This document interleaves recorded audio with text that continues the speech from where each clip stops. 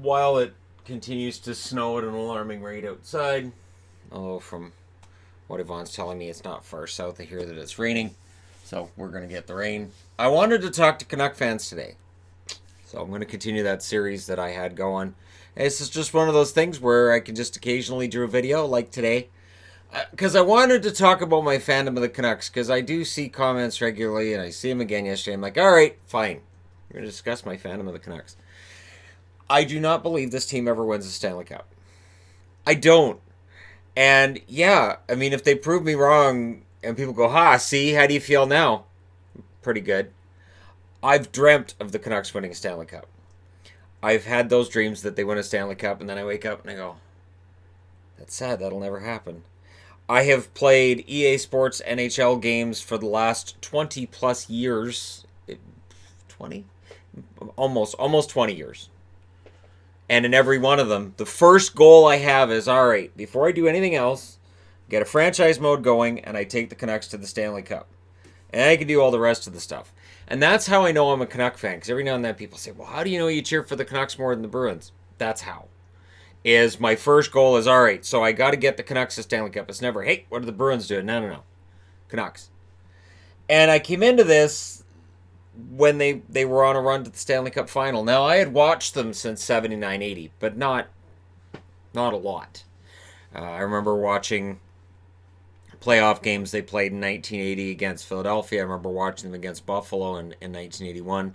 I used to get the newspaper all the time and go through all the stats. This is before there was an internet. We used to get a newspaper. It was written on paper. And you'd read it, and that's where you get your hockey stats. So you can go, oh, this guy's having a really good year. And that's where I get it from, is that every week, every Tuesday, I believe was in the province, they had all the stats. So it was every Tuesday I have to get the province. Every Tuesday. And in the Sun, I think it was on Saturday, but I didn't like the way the Sun was formatted. So I would, and I mean the Vancouver Sun, not the actual sun in the sky. I don't recommend reading the Sun on a Saturday or you'll burn your corneas out. So 1979, 1980, I get into watching just hockey generally, casually. By 81, 82, I'm a full-on Canuck fan. So when they go to the Stanley Cup Finals, I'm pretty excited, and I think they've got a shot. Roger Nielsen comes in down the stretch, and Harry Neal goes, that's fine, we'll leave him in there. I'm really glad I almost beat the hell out of some fans in Quebec. So their longest win streak that year was 4. Their longest losing streak was 6. Their points were 77. Keep in mind, this is an 80-game season, so to have a 500 record, you had to have 80 points. Canucks would dream of a 500 record for a long time.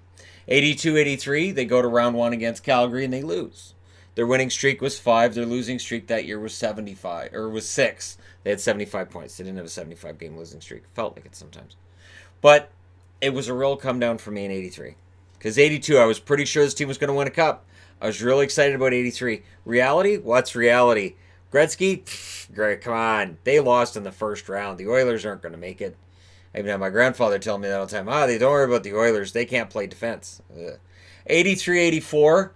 Again, it's round 1 against Calgary. Their longest winning streak that year was 3. Their longest losing streak was 4, and they end up with 73 points. So their points totals are right around the same, and they're still making the playoffs. So still as a kid, I'm kind of excited when playoff time rolls around, and they don't last. So the excitement's kind of waning a bit, but I'm like, no, it's going to happen. But then 84-85 happens. Bill LaForge happens.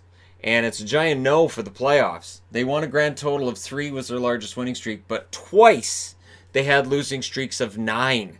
Twice. Starting with one under Bill LaForge. They had 59 points that year, and Harry Neal pretty much done as GM based on that. That eventually would lead to, we'll get to what it led to his dismissal. That was a lousy record this team had. 85-86, they make it to round 1 against Edmonton, even though they had 59 points that year, because the division was absolutely awful. 3 wins was their longest winning streak. Their longest losing streak was 6, but they lost regularly enough to still get 59 points with Tom Watt behind the bench. I was never a big fan of Tom Watt as the coach. I was never, and I remember when he left Vancouver and was still getting jobs, and I'm like, why are people hiring him? So, I had that feeling. 86-87, they get 66 points. They're not in the playoffs. Their longest winning streak is 4, and their longest losing streak is 4. So again, this is before there's 3-point games. This is when there's ties. So points 66 in today's NHL would probably be about 75 or almost 80. But still not good enough, right? And so this is right about where, the reality sets in that this is who the Canucks are. This is what this franchise is. 87-88, they get 59 points, and there's a giant no for the playoffs with that. 59 points for 3 years out of 4. Try to beat that consistency. They had a winning streak of 3 and a losing streak of 9, because 9's good. Nine's great. 9's one of the highest numbers on the board. They've beaten that once on this board. And they started making changes. So Linden gets drafted. Quinn became the general manager during 87-88, and Bob McCammon's the coach. So there's some really smart things going on. So I changed the color because as far as I'm concerned, that's when the new era starts. That's right. This is when the new era starts for me as a fan as well. So 88-89, they go to round 1 against Calgary. They won 7 in a row. They lost 4 in a row. That was their longest winning and losing streaks. They had 74 points. And I remember wearing my Canucks gear a lot, and people saying, why are you wearing Canucks? They suck. And I'm like, no, this winning streak they're on, this is different. Linden's, a better player than they've had for a while. This is an exciting team, and people are like, you're just crazy. This team still sucks. So when they lost in the first round, that was the argument, was, well, see, they suck. And my argument was, hey, they took Calgary to 7 games. They were the number 1 team in the NHL. They ended up winning the Stanley Cup. I'm pretty proud of them. So I was proud that season. 89-90, that pride takes a hit. They didn't make the playoffs. They finished with 64 points. Win streak was 4 and losing streak was 5. 90-91, they lost in round 1 against LA. They had 65 points that season. Win streak was 3 and their losing streak was 6. And McCammon's out behind the bench. Pat Quinn takes over down the stretch. I remember that because I remember LG 73. Showing my age there. Having their morning news crew making up the song We Can't Play Much Better for this coach named Quinn to the tone of Mighty Quinn. Great song. Absolutely. Throw out your left, throw out your right. We can't play hockey, so let's start a fight. Yeah, it was great. But then 91-92 things changed. And I remember when they made the Cliff Ronning deal towards the end of 91 going, this is going to be different. And I remember graduating high school that year and people just telling me you're insane. Because by now I'm wearing a Canucks jersey regularly. I had my first ever jersey, which was Canucks. I'm wearing it a lot. And people are pretty down on me wearing it. Like, this team just sucks. Why do you cheer for the Canucks? They've never done anything. And I'm like, well, they're going to do it. They're going to get it done. So 91-92, I felt vindicated. They get 96 points. They went to round 2 against Edmonton. What? See, 92, the Oilers were seen as being in decline. So the Canucks win round 1 against Winnipeg. They go into round 2, and I'm like, finally, the Canucks are at home against Edmonton. They're going to do this. They're going to win it. They had a winning streak of 5 that year. They had a losing streak of 5. Pat Quinn's behind the bench for his first full season, and I believed that season was the year. I thought 91-92 was the year. They had Larionov playing well. Bure had come in.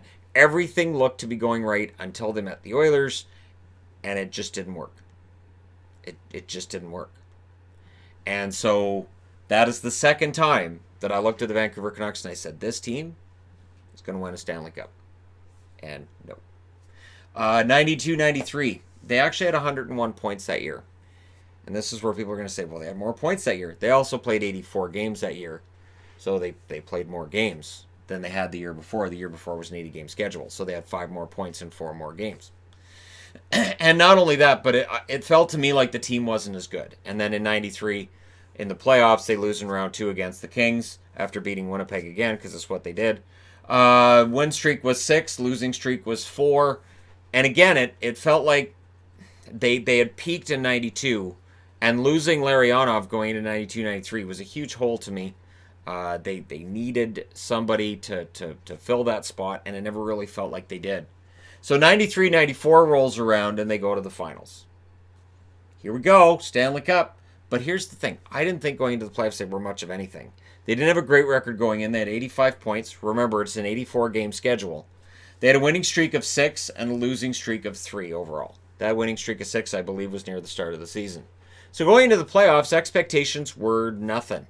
I remember they won that first game against Calgary, and I went, well, at least they didn't get swept.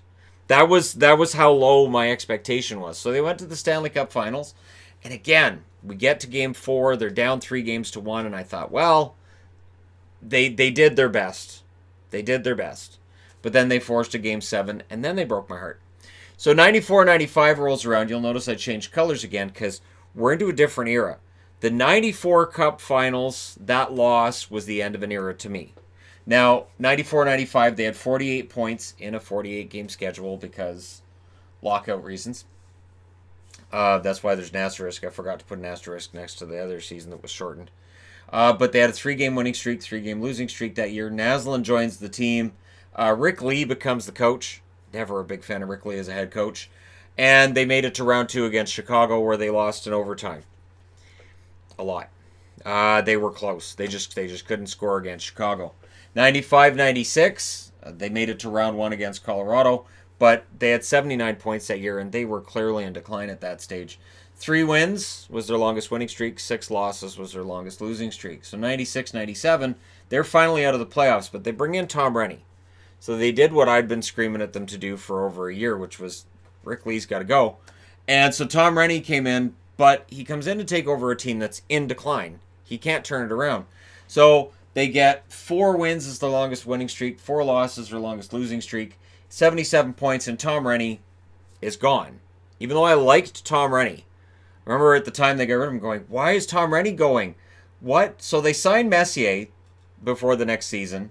Mike Keenan ends up coming in, which has me happy as a clam. He was the guy who coached the team that beat us in 94.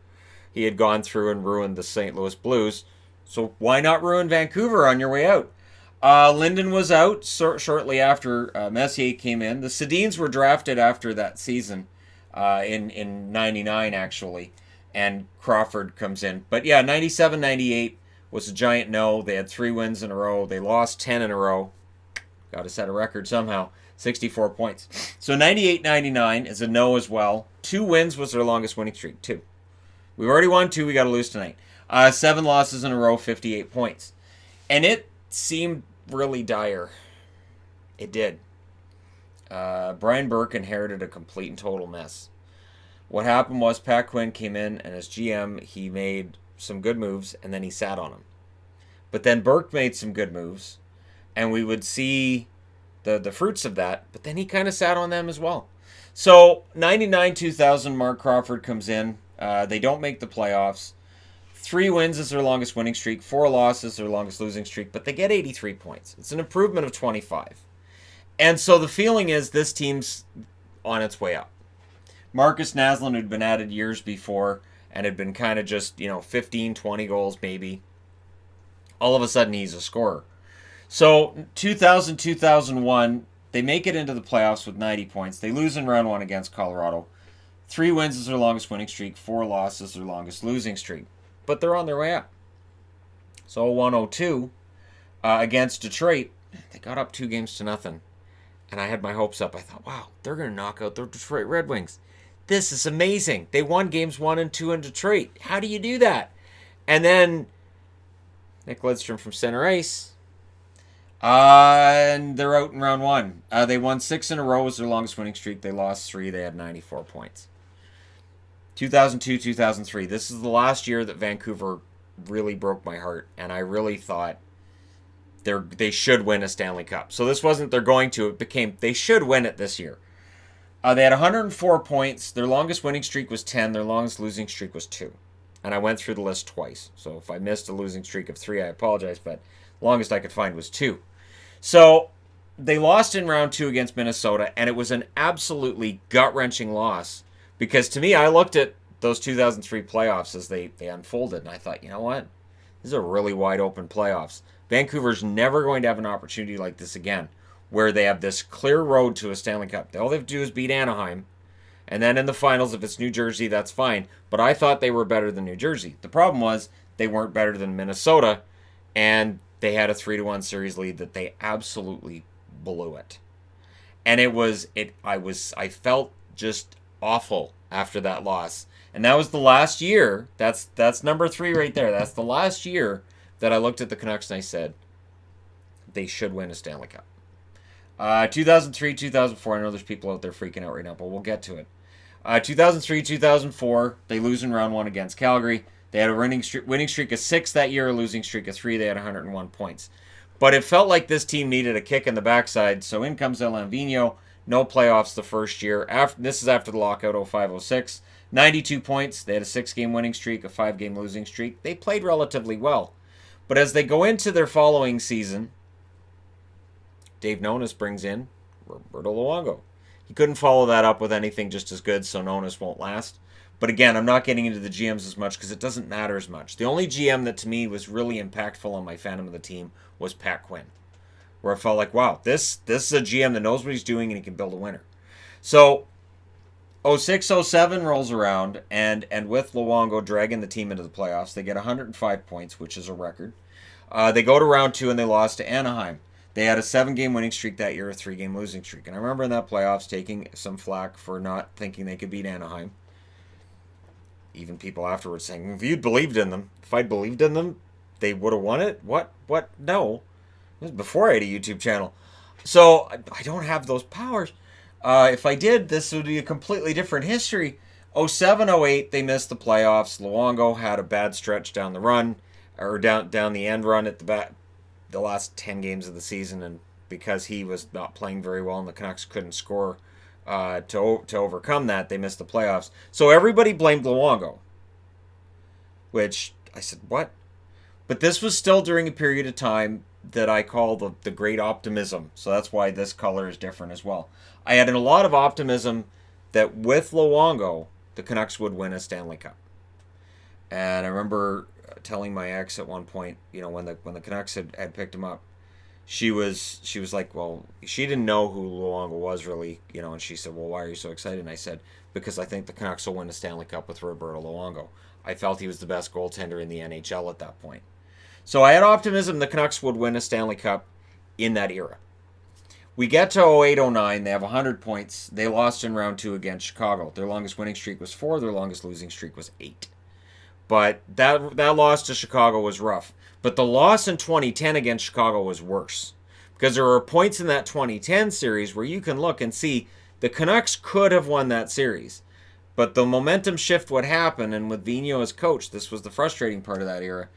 That shift would happen where the other team would start playing better, and he wouldn't make the adjustment back, or couldn't, or something. And it felt like as soon as that momentum shift happened against Vancouver, you could go, well, this is over. What else is on TV? Because they couldn't adjust back. And that was an argument that I had with people too. They'd say, well, they're not out yet. And I'm like, momentum shifts happen. For whatever reason, that's it. It's done. So they were out in round 1. They had 103 points that year. Their longest winning streak was 7. Their longest losing streak was 3. They slayed the Dragon in 2011, the famous call that they had slayed the Dragon. They reached the Stanley Cup Finals, the Dragon being the Chicago Blackhawks that they met for the 3rd year in a row. They won 8 in a row that year was their longest winning streak. Their longest losing streak was 4. They got 117 points, which is going to be a record for a while for this team. And when they went to the Stanley Cup Finals, I was optimistic the Canucks would win. I was on the fence as to whether or not they could beat Boston. Where a lot of people were pretty confident around here they'd beat Boston. A lot of Boston fans confident they could beat Vancouver. And the finals was kind of a disaster. It was just at first it was boring, and then it turned ugly, and then it turned into off ice arguing between Thomas and Luongo for some weird reason. And it was just kind of a mess. And I remember being really, really disappointed that I finally had a Stanley Cup between two teams I cheered for. And A, the team that I was cheering for ultimately didn't win, which was Vancouver. And B, it was just, there wasn't a good memory from it for me. There wasn't a good memory at all. So, yeah, that was tough. And then in 2011-2012, they get 111 points to win the President's Trophy again. But I remember not wanting them to win the President's Trophy. They won a bunch of games at the end of the year. And I didn't think they were playing that well, and I thought this is going to inflate their heads a little bit going into the playoffs. Their longest winning streak was 7. Their longest losing streak was 2. So they didn't lose more than 2 in a row. They lost in round 1 against LA.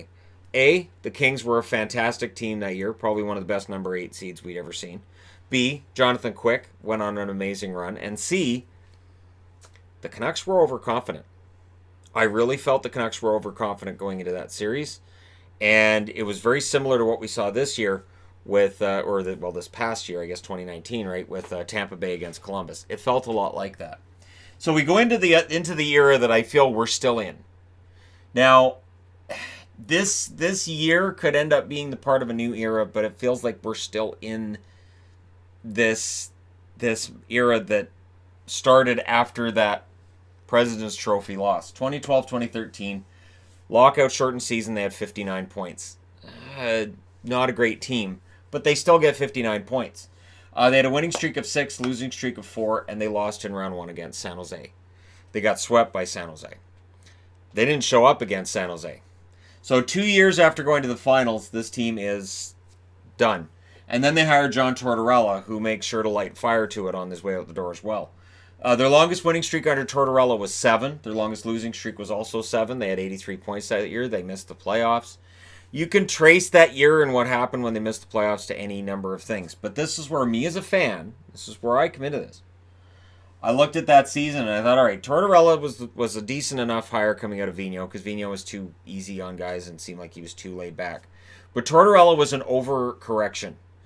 And his style of coaching didn't mix with the Sedins at all, who were kind of on their way down offensively. This was right around where I was saying, maybe it's time to move out of the Sedin era. Maybe the Canucks should look at, you don't think about trading them, but when their contracts are up, you think about maybe taking that cap money and putting it somewhere else. But they don't. They stay loyal to the Sedins to the end, and you know what? That's fine. That's fine. Hindsight's 2020. 2014-2015, they bring in Willie Desjardins, and they make the playoffs. They go to round 1 against Calgary. They had 101 wins that year. Their longest winning streak was 4. Their longest losing streak was 5. I think the relief of not having Tortorella was that bounce. I think that's what we see with Toronto with Mike Babcock right now, and I think it was the same thing with Vancouver. Tortorella wasn't there yelling and screaming at them anymore, and they had a bounce-back year. The Sedins had a bounce-back year. But they were exposed in the first round against Calgary as kind of being... They're good, but they're not playoff ready. And so 2015-2016 reality sets back in. They go to 75 points. Their longest winning streak is 3. Their longest losing streak is 9. Ugly losing streak in there. 2016-2017, again with no to the playoffs. 6 wins is their longest winning streak. 8 losses is their longest losing streak. 69 points in total. And this is where draft lotteries are an issue for them as well. They haven't made the playoffs in this era since then. I'm into recent enough seasons we can just go this way. 4-game winning streak in 2017-2018. 3-game winning streak here. They've had a 7-game winning streak this season, which I've got a question mark for because we don't know if they're going to make the playoffs or not. Now, the last time they won 7 in a row was 2014, and they didn't make the playoffs there. 2011-2012, 2009-2010, 2006-2007. You've got some nice long winning streaks here. Their longest losing streak this year is 4. If they can limit it to 4, they got a shot at making the playoffs. Because their longest losing streak last year was 8, and the year before was 7, 8 the year before that, 9 the year before that. They go on this large crash. They haven't really had that crash yet this year. They're on pace for 93 points. 93 points, not sure if that makes the playoffs or not. Probably not. But 93 points would be their highest total since 2014-2015. You could kind of qualify this as a new era for the Canucks. And I understand the optimism people have about Pettersson, Besser, Hughes. Virtanen's having an excellent season as well, just nobody's talking about it for the most part. And you've got Podkolzin, who looks pretty good. And he will be coming over in either this coming year or the year after. Who knows? He seems to be kind of miserable in Russia, depending on which report you read and which one you believe. So he may try to find an out as soon as this coming summer. But there's still... I look back at like, for instance, 2002, 2003. That was a complete team. Everything was firing on all cylinders. There were some scoring depth issues, but that was a really, really solid team. 91, 92, amazing team. Really, to me, I thought that year, that team, they were going to win the Stanley Cup. And 81, 82, as a kid, being naive, watching them run through teams that were below them in the standings. They were very fortunate that the top seeds all got knocked out. It made them look like they were going to be champions. And then the Islanders happened and said, I don't think so, and smacked them right back down to mediocrity. But even that finals, which was a sweep, They made the Islanders work for it. They did. If you look at the scores of each game, they weren't as lopsided as one might think when you look back through history and this great dynasty the Islanders had. The Vancouver Canucks have been a better team when they're an underdog. They've been a better team when they feel like they have to work for it. And the 91-92 team definitely had that weight on their shoulders of a decade plus of losing teams that couldn't reach 500. Me as a fan, I followed the whole way. I don't see them winning a Stanley Cup. And I say that because it's really hard to win a Stanley Cup. You look at St. Louis, they finally did it, and they may end up doing it again because after teams won their first, in many cases, winning that second gets a little bit easier. Maybe the Capitals win their second. Look how many failures the Capitals had along the way. I don't cheer for the Vancouver Canucks because they're going to win the Stanley Cup. I cheer for the Vancouver Canucks because I've followed them since 81-82. I've loved them through all of the losing. I've loved them through the winning. And I've loved them through the tremendous disappointments where they broke my heart. That's part of being a hockey fan. It's part of being a Vancouver Canucks fan. And I don't cheer for them thinking, man, they're going to win the Stanley Cup in a couple of years here and it's going to be great. I cheer for them thinking, well, they're on their way up. That's it. For me right now, it's they're on their way up. And if they achieve some success along the lines of this, I'd be happy with that. If they don't run to the Stanley Cup Finals, they just make it to round 2 at some point, I'd be absolutely ecstatic with a round 2 appearance. But that ultimate championship goal? I don't know, because I don't know that this team has ever had, and again, it's a debate to be had, that superstar player that very often a team will have that gets them over the top, whether it's the Sidney Crosby in Pittsburgh, Ovechkin in Washington, and for years the criticism was Ovechkin would never win one. And then, of course, you can look at St. Louis and say, well, they didn't really have that superstar. To which I'd counter, the run Binnington went on, just that run they went on as a team, that was fantastic. Maybe eventually Vancouver has that. But I can't stand here today and say, I believe this team's going to win a championship and pass a lie detector test. Because what I've watched over the last, we're up to about 40 years, has been disappointment, heartache, mixed with some pretty good moments. And, I actually fondly remember some of the losing just as much as the winning. You've got to have a sense of humor when the team isn't very good. And we had one heck of a sense of humor in the 80s about the Canucks. You kind of had to. You kind of did. And that's why when I have a chance to meet members of the Vancouver Canucks from any of these eras, I'm equally excited no matter what era they're from. Because the guys who played on these teams, ridiculed, I can just imagine the chirping going on the ice. You're a 59-point team for your third year out of 4. I can just imagine the chirping on the ice. So I respect them. And that's why I don't, and I've talked about this before, I don't look down on other eras of hockey and say, well, those players all sucked. Because you know what? The guys playing back then, they didn't play for the money. They played for the love of the game. Most of them. I'm sure there were some that played for the money, but mostly it's for the love of the game. They didn't make tons and tons of money. They're not living off of millions and millions and millions in retirement savings. They were hockey players, and I respect them for what they did. And I do have Canuck tickets for the upcoming game against Arizona this coming week. And I've got tickets for the game that they have in March against the Islanders. Those are the last games of the year. But if you total up how many Canucks games I'm watching this year, it's way more than I've ever watched before. And it's because I am optimistic. I do think this team is worth the price of admission. Even when they lose, they're worth the price of admission. Maybe Quinn Hughes is going to be that elusive franchise defenseman they've never really had. That during the 80s we had Doug Lidster, and we worked Garth Butcher into the ground and then traded him. Sorry, Garth. And, in the 90s, we ended up getting Jovanovski. We had Lume. Lume was excellent. But Lume, again, wasn't quite at that, he wasn't a Brian Leetch, but a beloved Canuck, absolutely. And right now we got Alex Edler, who will be revered like Oland, but they've never had that really big star defenseman who every year was, a front runner for a Norris Trophy.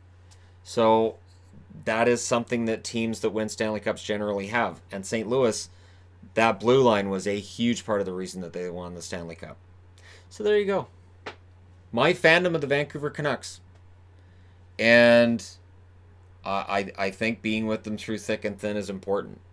Yeah, I mean it's great if you have this belief that they're going to win 8 or 9 Stanley Cups in your lifetime. Cool, but when they win a Stanley Cup, I don't know that I'll be around to see it.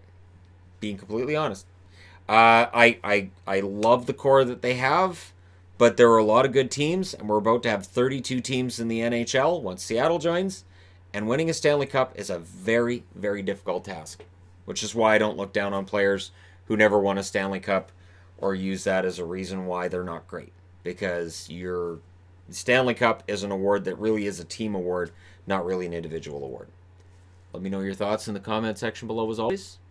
Don't forget to hit like and subscribe if you're browsing right through. You just happened upon this video. And it kind of turned into the history of the Canucks.